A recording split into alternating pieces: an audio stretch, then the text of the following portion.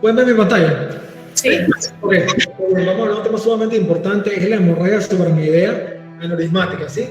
Ya vimos en la clase pasada los SBs.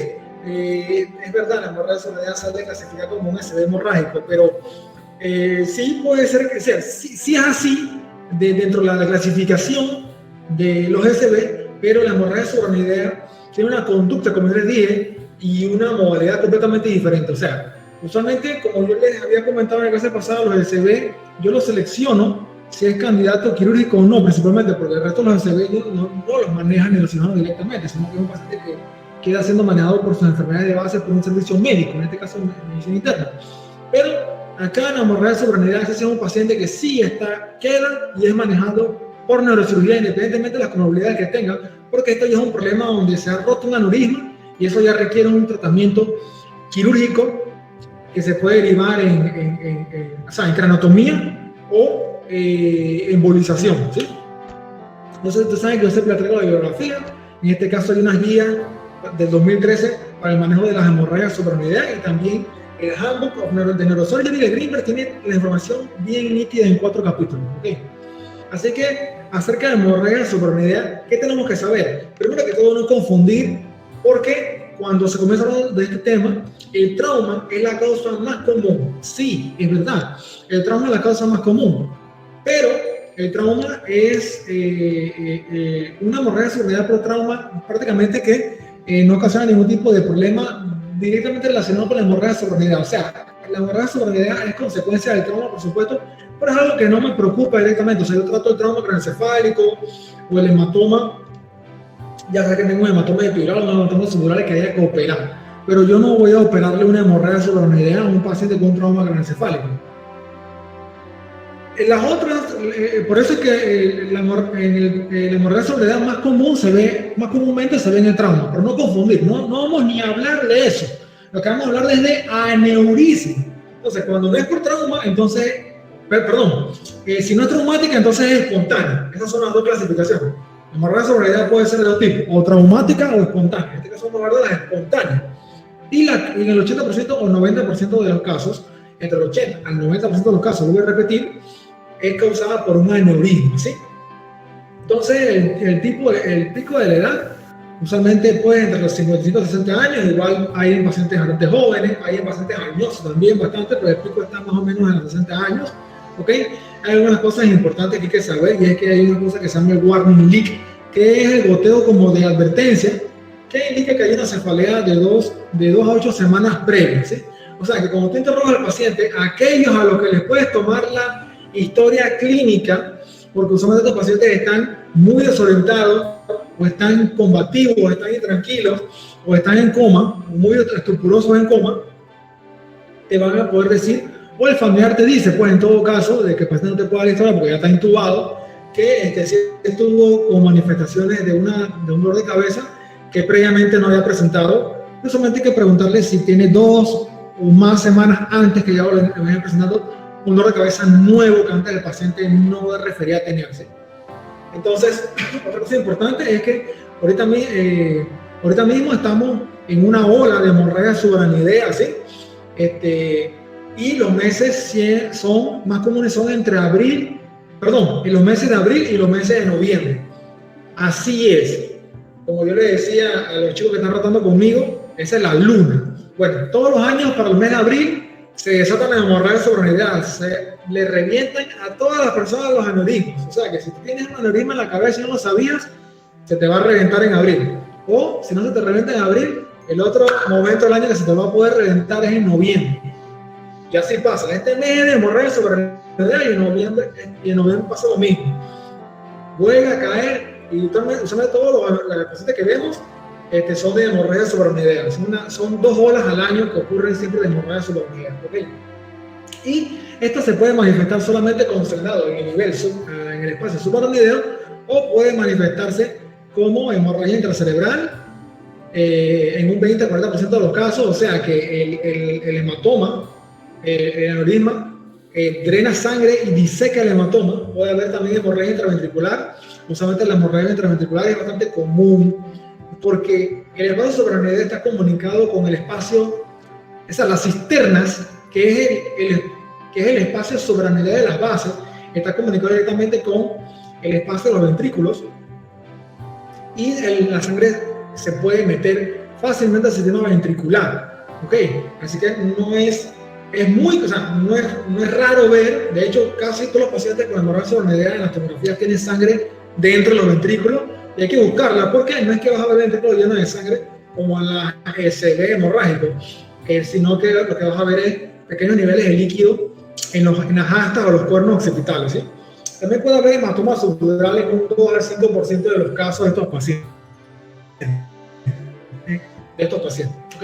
Entonces, los aneurismas, ¿qué es un aneurisma? Es una dilatación anormal en un vaso sanguíneo. Es como yo le llamo como un huevito que hay en la llanta de un carro, o en la llanta o en un balón de fútbol, que se rompe en algún momento. Okay, ¿sí? Y entonces obviamente se aflota la llanta, se aflota el balón. Bueno, eso mismo es lo que pasa dentro del cuerpo. En los vasos sanguíneos hay dilataciones anormales que se revientan y ocasionan hemorragias que van al espacio subaracnoideo. ¿Por qué el espacio subaracnoideo? Porque los vasos sanguíneos discurren por el espacio subaracnoideo. Así que obviamente la sangre queda en el mismo espacio donde ellos están, que es en el espacio subaracnoideo. ¿Okay? Entonces tienen que saber que principalmente las aneurismas se localizan en la circulación anterior. Acuérdense que circulación anterior es todo lo que es de comunicante posterior en adelante, ¿sí? Pero lo que es arteria cerebral posterior y basilar es circulación posterior, ¿sí? O sea, que el comunicante posterior... Chicos, ok, voy a hacer una pausa. Ustedes tienen que saber anatomía. Se vuelvo y se lo repito. Pero yo les voy a hacer preguntas de anatomía. La neurocirugía es neuroanatomía. Así que, si ustedes no saben la circulación y el polígono de Willis, tienen que saberse. Porque obviamente yo les voy a explicar las cosas, pero tampoco puedo volver a caer en darle anatomía básica, ¿me explico? Arteria basilar, arteria cerebral posterior. Este es el lugar donde se da la bifurcación de la arteria basilar. Este es el lugar donde se denomina el tip. Esto es circulación posterior. Posterior. ¿Sí? A con pi, que es justamente la abreviatura que nosotros utilizamos, ¿sí? Esta es la carótida interna que se bifurca en dos ramos, en la arteria cerebral media y en la arteria cerebral anterior, ¿sí? En este caso, la arteria cerebral anterior se comunica con la arteria cerebral anterior. Después del segmento A1 pasa la comunicante anterior y entonces comienza el segmento A2, ¿ok?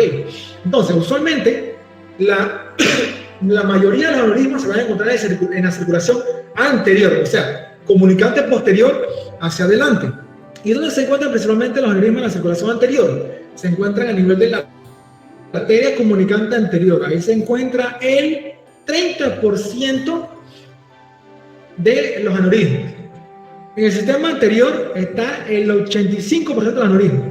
En el sistema de la circulación posterior está el resto, o sea, el 5 al 10%. En el sistema anterior, la arteria comunicante anterior es la que se lleva el 30% de los aneurismas. Aquí está. La PICOM o APICOM es la arteria comunicante posterior. En guerra avisada no muere soldado. En el examen yo no voy a poner de que arteria comunicante posterior, yo voy a poner A con Pi, A con A, Pica, Aica, Zuca, así lo voy a escribir, ¿ok? Así que no quiero que en el examen diga, ay, yo no sé el doctor qué se refiere con eso de A con A, ¿ok?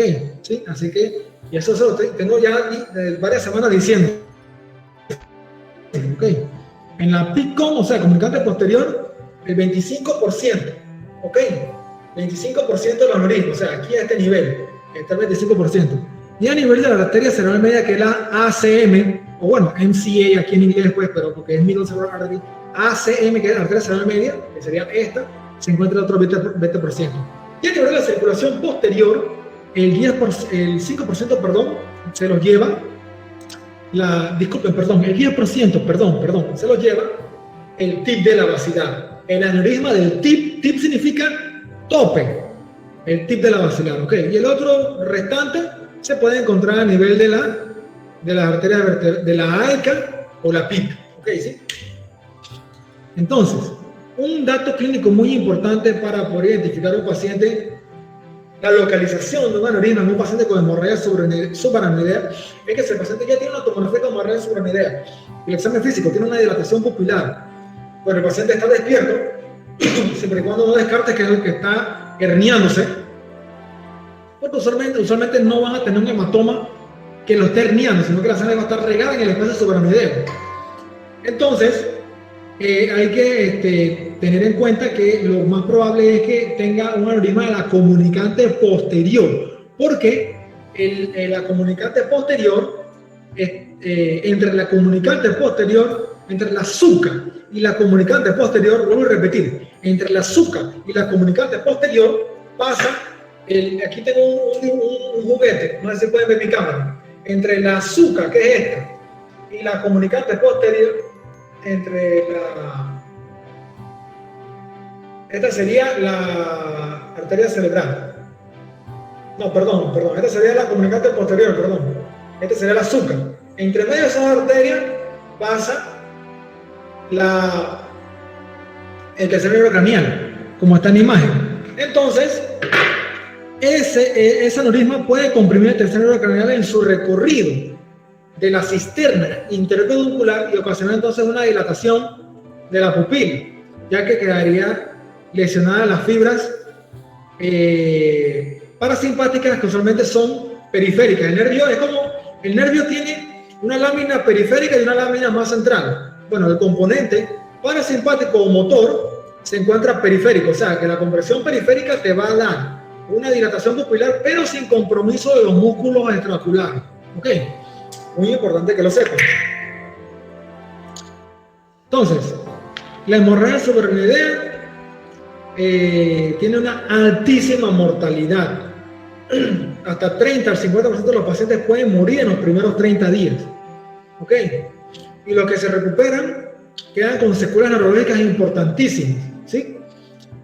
La edad pico, yo se lo comenté ya, entre los 55 y 60 años. En hombres y mujeres, es lo mismo, igual al final. Se observa en pacientes principalmente con hipertensión arterial, que obviamente daña la microvasculatura, porque al final el cerebro es pura microvasculatura, ¿sí? Y obviamente mientras más alterado sea el flujo sanguíneo a nivel cerebral, obviamente pues mayor riesgo de daño en la pared, en el endotelio vascular, y así mismo puede la formación del aneurisma. Obviamente el tabaco, porque el tabaco produce enfermedad también microvascular, ¿okay? Alcohol, drogas, simpaticomimética, y ya pues también puede ser genético, hereditario, hay una predisposición familiar, y algunos síndromes como la poliquistosis renal, o sea, un poliquístico pues, de riñón, y en la enfermedad de Ehlers-Danlos, que es una enfermedad del tejido conectivo y por supuesto va a afectar el endotelio. ¿Ok? Entonces, es muy común la hemorragia subaracnoidea y usualmente pues es muy común verla en los cuartos de urgencia, ¿sí? Vamos a ver qué es lo que puse aquí. Las causas de la hemorragia subaracnoidea usualmente es por la ruptura de un aneurisma intracraneal, ¿sí? 80 a 90%. ¿Ok? Si no es por un aneurisma, entonces la segunda causa más común puede ser una malformación arteriovenosa, ¿sí? Es muy importante destacar que hay algunas malformaciones arteriovenosas que pueden llegar a ser criptogénicas, o sea, que no se distinguen con arteriografía, y podría ser una causa de hemorragia subaracnoidea a la cual no se le llega a hacer nunca un diagnóstico, ¿sí? Algunas vasculitis también pueden provocar hemorragias subaracnoideas. A veces tumores que sangran pueden sangrar hacia el espacio subaracnoideo. Yo tuve en estos días una paciente que tenía un meningioma que le sangró. Ya tenía todo el espacio subaracnoideo lleno de sangre también, principalmente de la convexidad, ¿sí?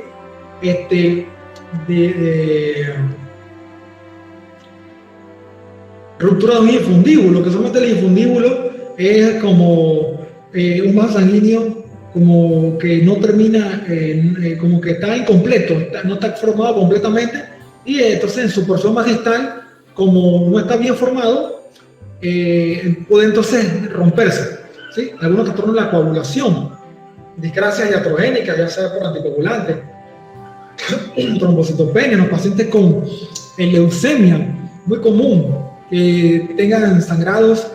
Yo en estos días vi, hace como ya un año, una paciente con leucemia, con una hemorragia subaracnoidea.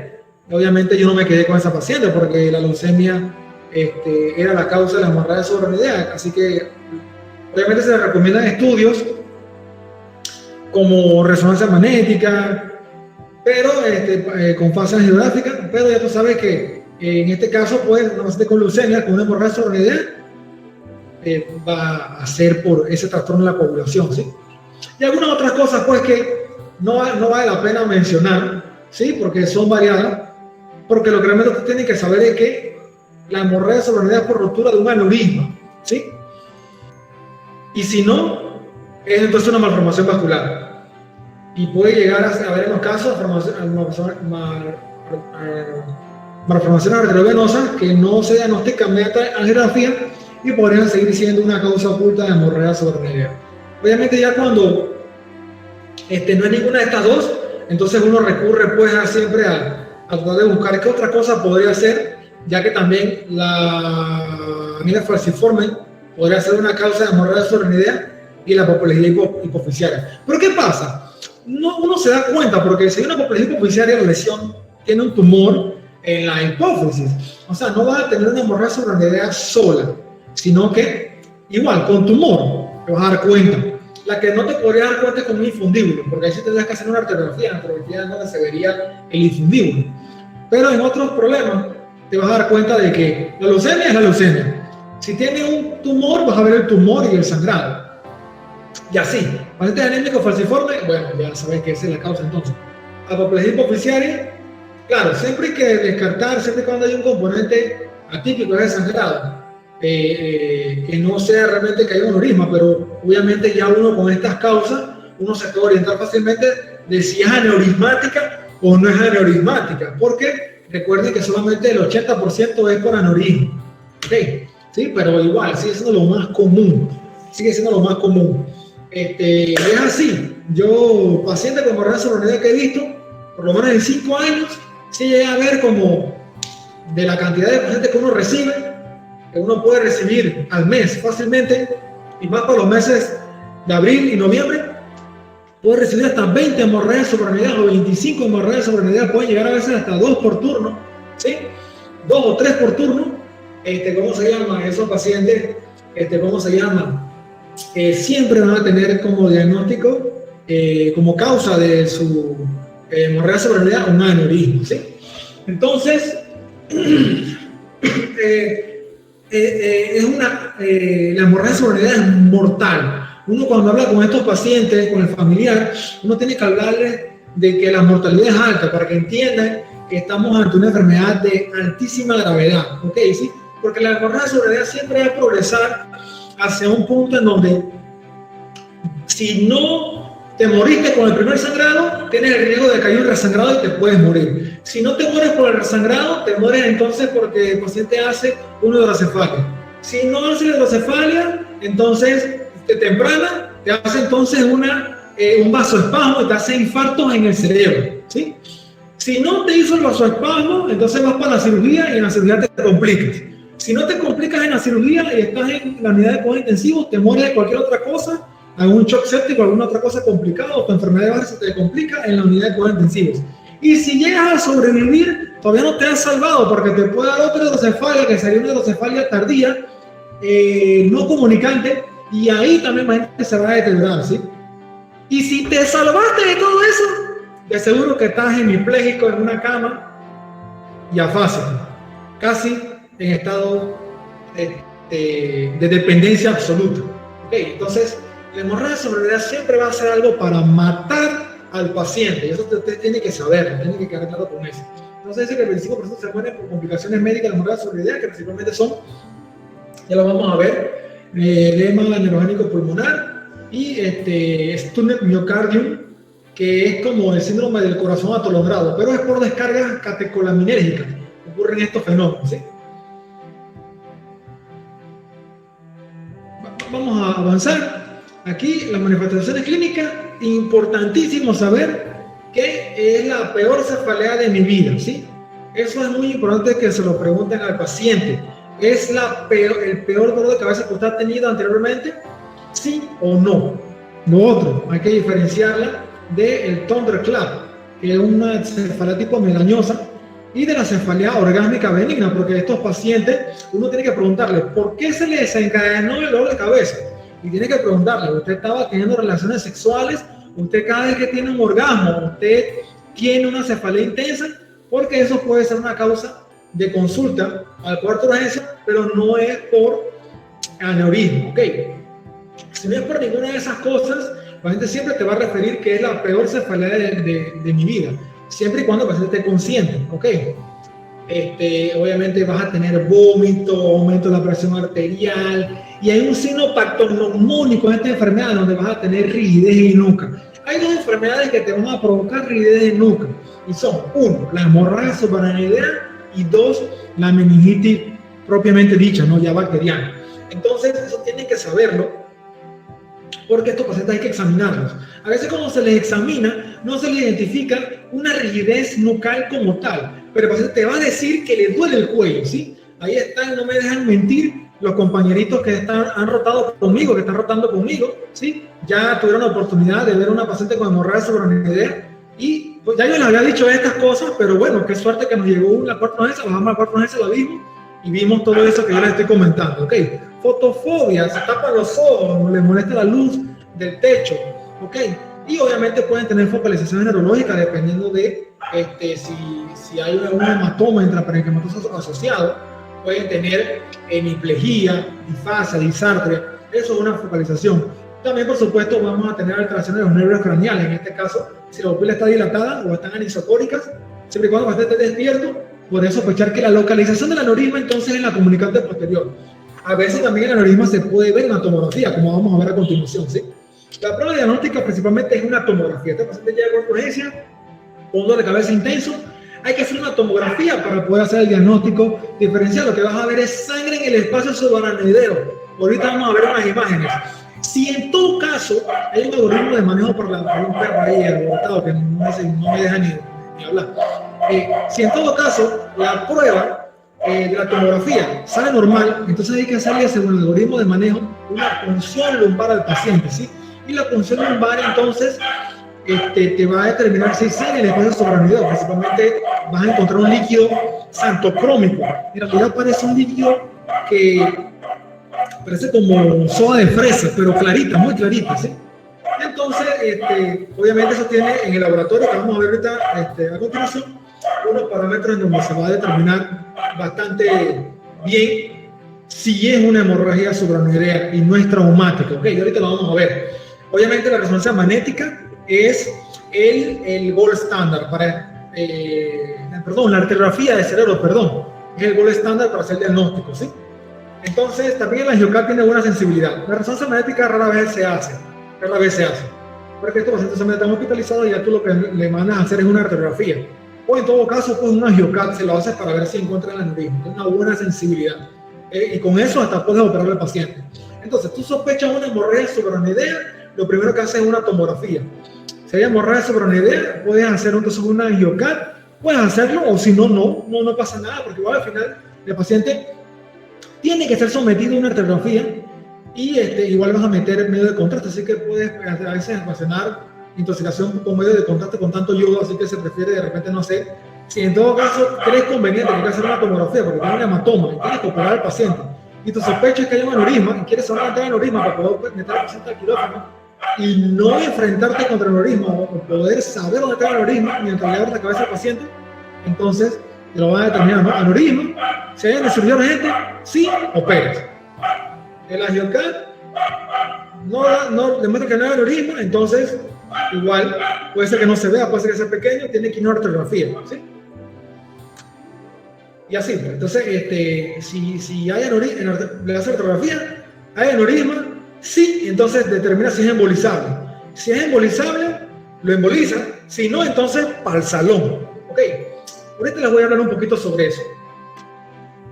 La punción lumbar, déjenme decírselo una vez, porque si no acaso no me acasa el tiempo.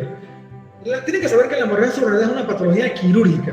Lo que pasa es que en la actualidad, ya desde los años 90, las técnicas de endovasculares han progresado y eso ha podido hacer que cada vez se le pueda ofrecer más a los pacientes con hemorragia subarachnoidea esta alternativa. igual tiene igual complicaciones, también tiene cierto grado también de mortalidad y tiene riesgo de morbilidad, perdón, pero siempre va a ser menos invasivo que abrir la cabeza a un paciente. Pero hay muchos centros en donde, por lo menos en Panamá, hablo por lugar donde yo he estado, obviamente, ¿no? En Panamá, lo que hacen es que todos los pacientes prácticamente se derivan hacia hemodinámica y los que se operan son aquellos que no se pueden embolizar. Hay unos criterios para saber si se puede embolizar o no. Uno de ellos es que el aneurisma tenga un cuello ancho. Hoy vamos a ver si vemos una imagen ahorita para poder explicárselo, ¿sí? Y si no, entonces se embolizan, ¿ok? Y pocos se operan entonces, ¿sí? Solamente estamos operando los que no se pueden embolizar. Pero hay otros centros a nivel mundial que todos los operan, o si no, se dividen los pacientes mitad y mitad. Hay un grupo quirúrgico que opera, los que agarran ellos los operan y otros pues los hacen endovascular, ¿sí? Así que depende mucho del centro donde uno se encuentre. Pero lo que sí les tengo que decir es que en la actualidad se ha ido reemplazando mucho la cirugía con estas nuevas técnicas, con estas técnicas endovasculares que se han ido perfeccionando en el tiempo. Entonces, la punción lumbar se realiza cuando tienes una sospecha de hemorragia sobrevenida, pero tienes un CAT negativo, o sea, CAT Fisher 1. Y ahorita vamos a ver qué es el Fisher. Porque hay dos escalas. Está la escala de Fisher y está la escala de Hahn and Hess. La escala de Fisher es para evaluar cuánta sangre hay en una tomografía. Y Fisher 1 es que no hay sangre. Fisher 2 es que hay poca sangre, hay sangre de menos de 1 milímetro en el espacio, en la cisterna de la base. Fisher 2, más de 1 milímetro en el espacio subaracnoideo. Y Fisher 4 es que entonces hay un hematoma o sangre dentro de los ventrículos. Y el Hahn and Hess va a depender de el estado neurológico del paciente. Y obviamente, mientras más puntaje tenga el Hahn and Hess, más grave va a estar el paciente y peor pronóstico tiene. En la escala de Fisher, aparte de determinar cuánta sangre hay en el espacio subaracnoideo, también está directamente relacionada con el riesgo de vasoespasmo. O sea, que mientras más sangre hay en una tomografía, más riesgo de que se complique con un vasoespasmo, ¿sí? Entonces, esto sería lo que sería el líquido xantocrómico. ¿Lo ven? No es amarillo, ni es cristal de roca. Es como rosado, ¿sí? Es bien, bien particular. Vas a encontrar la punción lumbar, una punción de apertura, no presión arterial, sino una presión de apertura. Cuando metes medidas en centímetros de agua, entonces se le mete la aguja y se le pone una reglita al paciente.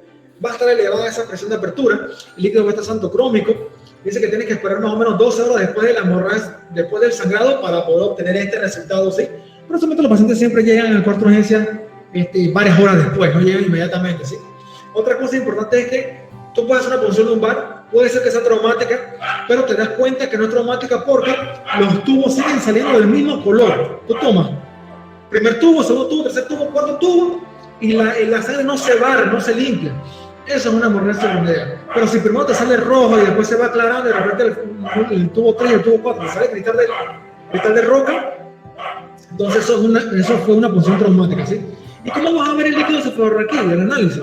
Pues, pero no me va a dejar de clase. El líquido cefalorraquídeo, vas a tener 100.000 glóbulos rojos, más de 100.000 glóbulos rojos crenados, con porcentaje crenado, ¿ok? En la muestra del líquido cefalorraquídeo, o sea, en el resultado, ¿sí? Vas a tener proteínas elevadas por la destrucción celular, ¿sí? Y también vas a tener una glucosa, puede ser que esté normal o esté disminuida, ¿ok? Y también otra cosa que puede tener un aumento de los glóbulos blancos, porque por cada 700, hay un factor de conversión, por cada 700 eritrocitos hay un glóbulo blanco. Entonces, hay que saber identificar esto porque no es meningitis. Entonces, lo que tienes, ¿sí? Lo que tienes es que tienes un elevado porcentaje de glóbulos blancos en la celularidad porque tienes demasiados glóbulos rojos. ¿Me explico? Entonces, eso es subjetivo de hemorragia subaracnoidea y no de meningitis, ¿sí? Entonces, ahí le dejo la tabla de eso ya se los expliqué. ¿Cómo diferenciar una punción traumática de una punción de hemorragia subaracnoidea? Entonces, ¿qué se ve en el CAT? Esto, chicos. Esto es lo que se llama la estrella de la muerte, o lo que yo le digo la estrella de la muerte. ¿Por qué? Porque miren, 1, 2, 3, 4, 5. Tiene 5 espinas. Esto parece una estrella. Parece una estrella, ¿no? Clarito. Entonces, aquí tenemos una cisterna silviana. Otra cosa, tienen que saberse las cisternas de la base del cerebro. Las cisternas perimesencefálicas. Aquí tenemos la cisterna cruris, ambiens, la cisterna interhemisférica, la cisterna quiasmática y la otra cisterna silviana, ¿sí? interpeduncular y la cisterna en la región celar y supracelar. ¿Ok? Obviamente estas cisternas van a estar llenas de sangre. Aquí tenemos esto del cuarto ventrículo, aquí está clarito. Y el cuarto ventrículo también tiene sangre, así que esta ya sería una Fisher 4 según la clasificación. Otra cosa que también hace la convexidad, o sea, hacia arriba, vamos a tener sangre entre los surcos, ¿sí? Y se puede observar en los surcos que antes eran hipodensos, porque tenían líquido sanguíneo, están reemplazados por sangre. Y se ve entonces esta trama, ¿sí? También se puede ver sangre entre los hemisferios y por lo menos aquí se ve claramente la sangre en los atrios. Se ve el nivel de sangre en el atrio. Ok, también hay sangre dentro del tercer ventrículo, ¿sí? Entonces, la estrella de la muerte, las cisternas perimesencefálicas, aquí está la cisterna interpeduncular, la cisterna cruris, la cisterna ambiens, la cisterna cuadrigémina, la cisterna silviana derecha, la cisterna silviana izquierda, la cisterna interhemisférica anterior, la cisterna de la región celar, la cisterna quiasmática, que también está aquí a este nivel, ¿ok? Entonces, bueno, aquí el otro solamente trata de decir lo mismo que ya dije, ¿sí? Y a veces puedes ver el aneurisma por lo menos aquí, miren cómo se ve la estrella de la muerte, sangre interhemisférica, sangre silviana, sangre perimesencefálica, y en la región celar puedes ver una dilatación, ese es el aneurisma que está allí, ¿ok? Y se puede determinar, esto podría ser muy fácilmente, según la clasificación anatómica, conociendo la distribución de la anatomía, conociendo qué pasa por cada cisterna, esto podría ser fácilmente un aneurisma de la comunicante anterior. La hemorragia cerebral se puede complicar con, también, como ya comenté, una hemorragia intraparenquimatosa, ¿sí? Y en este caso, pues tenemos que está principalmente hacia la región de la ínsula y frontal, ¿sí? Entonces, para aquellos que, aquí les puse el repaso del burrito, para aquellos que todavía no captan lo que yo les digo cuando, ¿qué es esto? De cómo se ve una imagen, qué son las cisternas y todo eso, ¿sí? Aquí tenemos un repasito rapidito. Subdural en forma de luna está pintado en celeste. Epidural en forma de lenteja, biconvexo, está pintado en rojo, ¿sí?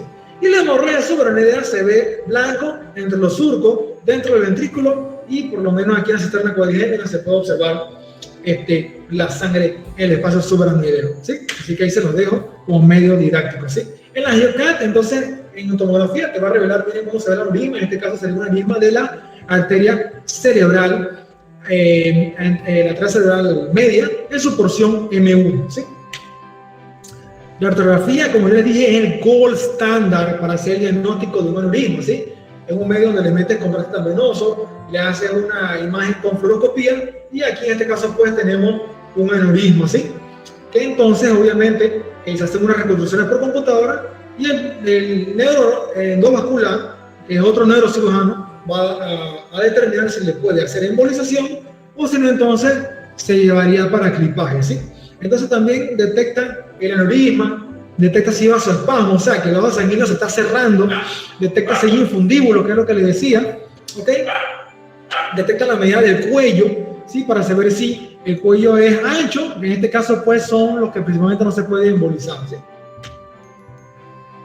Entonces, el objetivo es, por supuesto, poder ofrecer un diagnóstico y un tratamiento, ¿sí? Y si el tratamiento se puede hacer, sería entonces meterle unos coils o embolizar, pues que es como unos espirales que se meten para que hace una coagulación dentro del aneurisma, ¿sí? Y si no, entonces se le pone un clip al cuello del aneurisma, y lo que se hace es que se aísla ese aneurisma de la circulación cerebral normal, ¿ok? ¿Sí? Entonces, esta es la escala de Honey-Hess, es una escala para valorar la gravedad de la hemorragia suprarrenal. Es 0 cuando el aneurisma no roto o como hallazgo incidental, ¿sí? También está la World Federation Neuroscience, que es otra escala, ¿sí? Pero esta yo no la uso, por lo menos yo en la particular no la uso mucho, yo se la dejo para que la conozcan. También tiene que estar relacionada directamente con el hallazgo del paciente, pero lo que más se utiliza es la de Honey-Hess, grado 1, asintomático o poco cefalea o solamente rigidez de nuca. Las 2, cefalea moderada e intensa, y ya hay una lesión en un par craneal, eso es un Honey-Hess 2. 3, el paciente ya está confuso o letárgico. 4, el paciente ya está estupuroso, ¿sí? Y 5, ya está en coma profundo, rigidez de cerebración, apariencia moribunda, ¿sí? Ok. La escala de Fisher determina, por supuesto, la cantidad de sangre que hay en el vaso suprarrenal y va a determinar el porcentaje de riesgo de vasoespasmo que puede ocurrir, principalmente cuando hay Fischer 3, es que hay más riesgo de vasoespasmo. Entonces, bueno, esta no es tan... Cuando el paciente llega con hemorragia subrenal con urgencia, hay que administrarle nimodipina. Hay dos tipos de nimodipina. Bueno, la nimodipina es una sola, por supuesto, pero hay dos presentaciones. Uy, perro, Dios santo. Hay dos presentaciones. Está la presentación bioral y la presentación intravenosa. Por lo menos en el complejo metropolitano hay presentación intravenosa. Acá en Aguadulce no ni siquiera hay nimodipina. Así que imagínense. Pero obviamente este medicamento se da para lograr, no revierte el vasoespasmo, pero sí puede lograr obtener mejores resultados para evitar menos riesgo de vasoespasmo. ¿Qué es la nimodipina? Es un bloqueador de los canales de calcio que ha demostrado buena respuesta. Debe iniciarse en todos los pacientes con hemorragia subrenal. Este tratamiento médico consiste principalmente, por supuesto, en como en todo, ¿no? Mantener una buena presión arterial, ¿sí? Es lo mismo de lo del SB, ¿sí? Siempre una buena presión arterial sistólica. Ok, la receta de pacientes llegan también con crisis hipertensiva.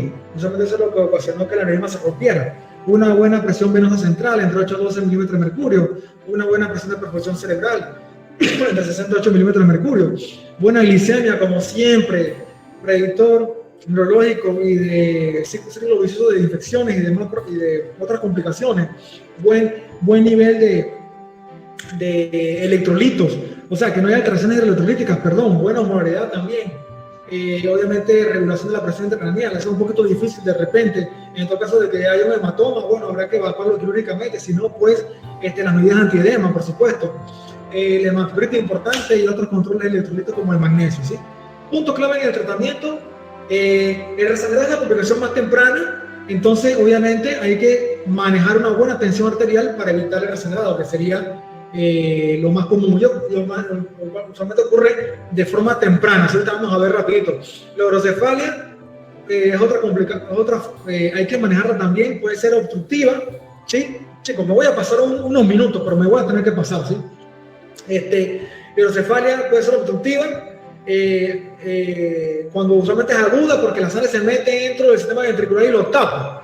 Cuando es tardía es porque ya entonces por los componentes derivativos de la sangre lisada, lo que pasa es que se tapan las granaciones de Pacchioni, ¿sí? El vasoespasmo, por supuesto, es en todo paciente que uno vea que se deteriora y no está ocasionado ni por un resangrado, o sea, que aumenta el hematoma o la cantidad de sangre del vaso renidor, o no hay hidrocefalia. Habrá que descartar el vasoespasmo. A veces no se ve inicialmente, la tomografía no se ve inicialmente, y de repente 48 horas, un poquito más, puedes ver ya las cuñas o las lesiones isquémicas. Hipodencia en la tomografía, ¿sí? También, por supuesto, hay alteraciones electrolíticas que hay que manejar. Hiponatremia que hipovolemia es sinónimo de un cerebro perdedor de sal, que es muy común en las hemorragias suprarrenales. Se le habla en inglés sería cerebral salt wasting, o sea, cerebro perdedor de sal, ¿sí? Entonces, tienen que saberse eso, porque hay que saber un diferenciar entre el CIAR y, bueno, entre CIAR principalmente porque es la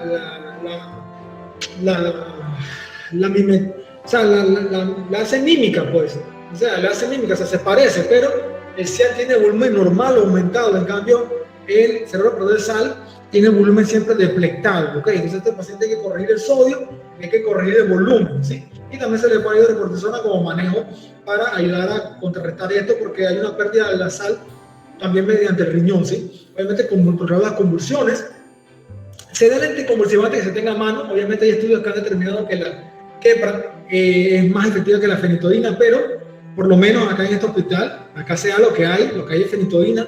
Keppra sí hay, pero usualmente está restringida en unidades de cuidados intensivos, o la presentación es bioral, y usualmente estos pacientes pues a veces pues no están en condiciones para, pues, el hospital no se los ofrece o no están en condiciones de tomarse la Keppra, hay que ponerle sonda, que se prefiere darle algo intravenoso, ¿sí?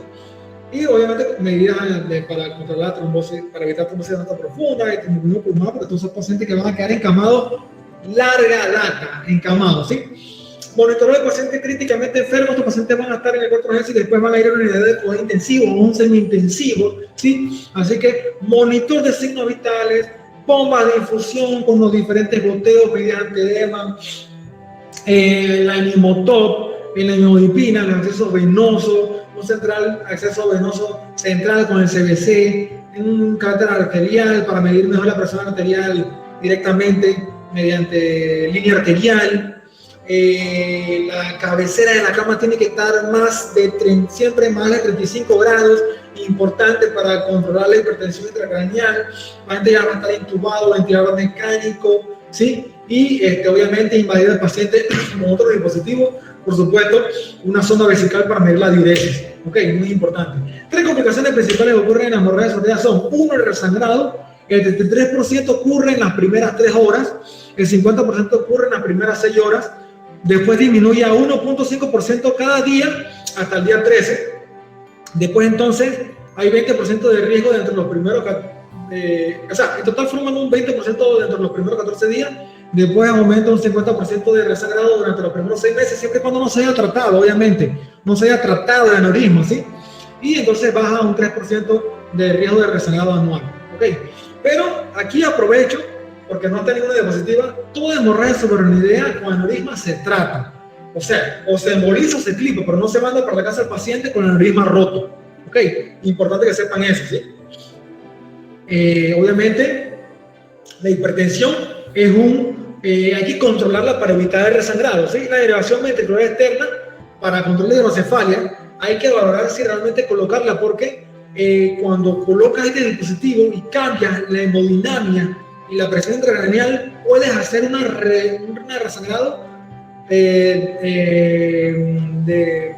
por remoción del coágulo o por cambio en la presión intracraneal que podrían ocasionar resangrado. Así que usualmente los pacientes con hidrocefalia en su fase aguda, al menos que realmente se esté deteriorando por la hidrocefalia y la hidrocefalia sea la causa del deterioro, se le pone una derivación ventricular externa. Si no, porque usualmente se deja evolucionar, porque va a llegar un momento donde la sangre al alisarse, la hidrocefalia va a mejorar solo. ¿Ok? Una vez los ventrículos se les quita la obstrucción de los coágulos, porque recordemos que la sangre inicialmente aguda está coagulada. ¿Ok?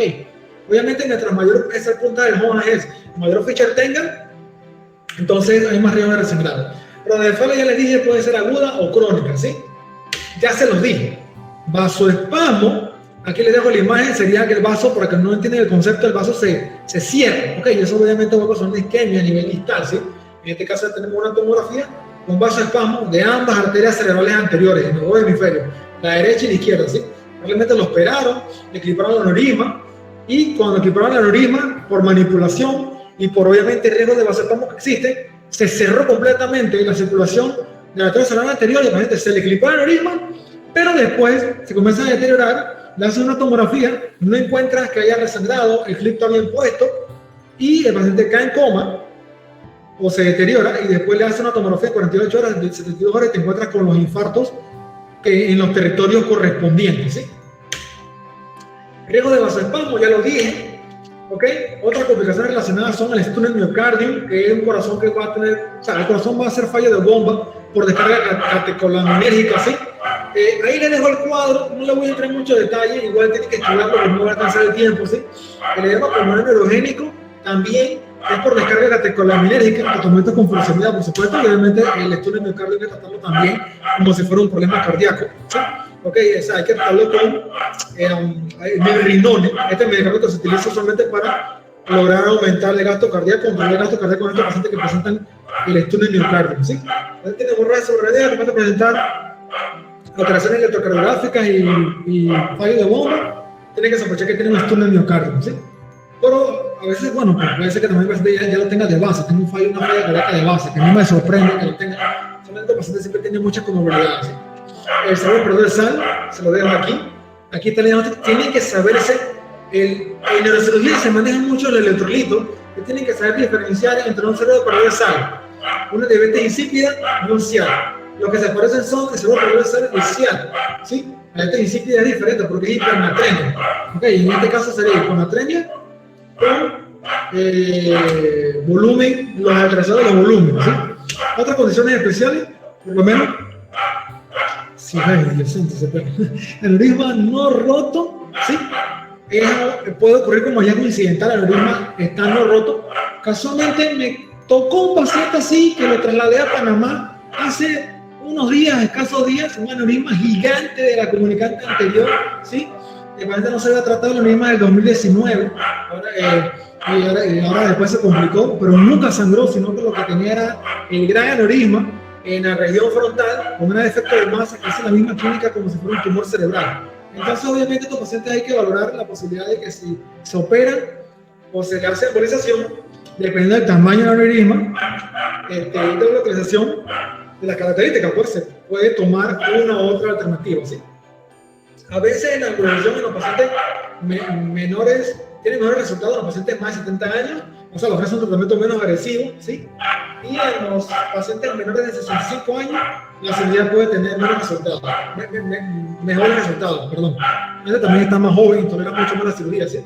Y otra cosa es que si el aneurisma tiene menos de 7 milímetros, uy, Dios santo, ese perro me tiene sordo. Si la cirugía tiene menos, si la aneurisma, perdón, tiene menos de 7 milímetros, puedes considerar darle seguimiento observacional, ¿sí? También, eso es una forma de manejo también, ¿ok? Por ejemplo, no puse la imagen de persona que tenía hospitalizado, pero más o menos lo que yo veía aquí, nada más que en la región frontal, es la aneurisma gigante de la arteria cerebral media, ¿sí? Dios. Usualmente para que sea un aneurisma gigante, yo no sé si el pro está ladrando porque me está escuchando a mí o qué, no sé. Pero bueno, tiene más de 2.5 centímetros, yo creo que sí. Tiene más de 2.5 centímetros, entonces es un aneurisma gigante, ¿sí? Usualmente están trombosados, muy importante. Así me tocó el paciente que tuvo, los chicos que estaban conmigo lo lograron ver, ya tuvieron la experiencia, ¿sí? El tratamiento de elección solamente en la cirugía, pero esto es a veces estos pacientes tienen mal pronóstico porque mientras más grande sea el aneurisma, peor pronóstico tienen, y también, por supuesto, es muy difícil el manejo quirúrgico por el gran tamaño de ese aneurisma, ¿sí? Puede terminar en una catástrofe, un sangrado, una hemorragia severa que lleve el paciente a la muerte, ¿sí? En la hemorragia cerebral no aneurismática, la principal causa va a ser entonces, como yo les dije, una malformación oculta angiográficamente, ¿sí?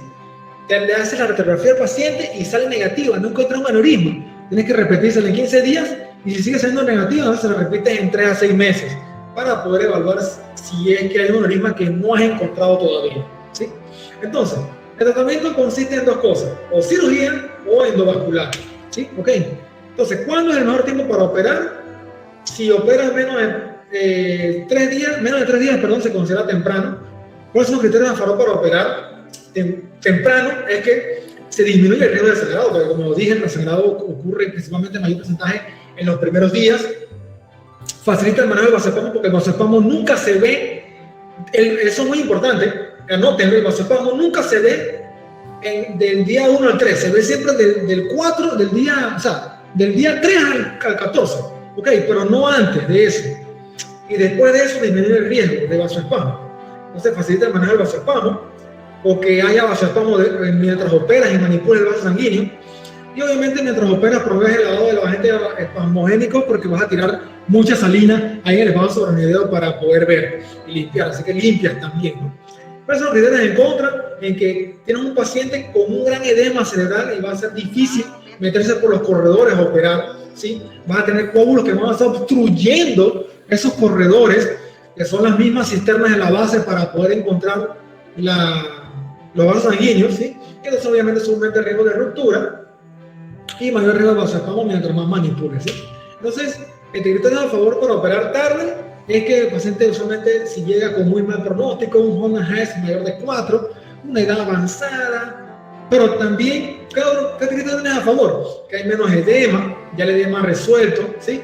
Ya la sangre se lisó y el espacio sobreanideo está limpio, y entonces obviamente tienes un menor riesgo también de resangrado y de vasoespasmo. Ok, entonces, usualmente los pacientes los operamos, digo, depende mucho, pero a veces los que lográbamos operar, lo operábamos siempre. Si tenían menos de 3 días y podíamos meterlo al quirófano, lo metíamos. Si no, esperábamos después de 14 días. ¿Okay? Doctor. Porque es triste operar a un paciente doctor, que tenga un vasoespasmo y tenga un infarto, como vimos en el diapositivo anterior. Porque prácticamente... Doctor, ¿me escucha? Es como lo dije, la hemorragia cerebral va a buscar siempre la forma de matar al paciente. Y logra clipar el aneurisma, pero te hace un vasoespasmo y el paciente después queda en coma. Pero ya con el aneurisma clipado. Entonces, wow, la verdad es que es una patología muy difícil de manejarse. Entonces, en conclusión, la cirugía se busca siempre en base al paciente y la clínica, ¿sí?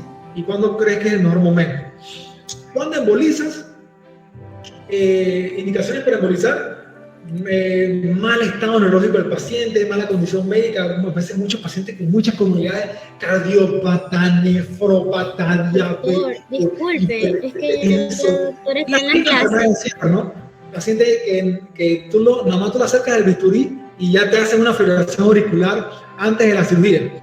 Ese paciente preferiblemente se le hace mejor un manejo endovascular que quizás tenga menos riesgo. ¿Okay? Entonces, aneurisma complejo con alto riesgo quirúrgico puede considerarse una alteración, un procedimiento endovascular, ¿sí? También como son aneurismas de circulación posterior porque son menos accesibles, ¿ok? Y que el paciente rechace la cirugía. Pero vaya, eso es un poco, bueno, sí ocurre. Doctor, disculpe, buenas noches. Disculpe la interrupción. Y te afirman que no quieren operarse. Te afirman un riesgo de responsabilidad.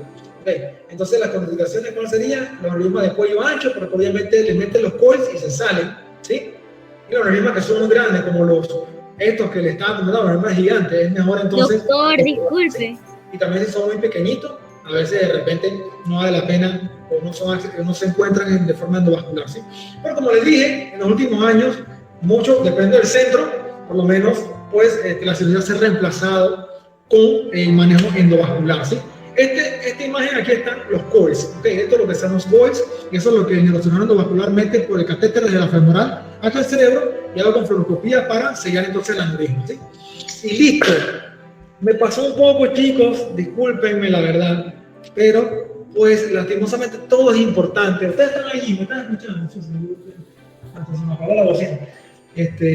Todo es importante, chicos, ok. De verdad que todo es importante, sí. Así que ahí like, a ver, Katherine se está riendo con like, por lo menos algo positivo. Si no le gustó la clase, por lo menos le gusta la foto de like. Así que listo, chicos, no les quito más tiempo, en verdad. La próxima semana, examen, ¿sí? Así que chao, cuídense. Un saludo. Hasta luego.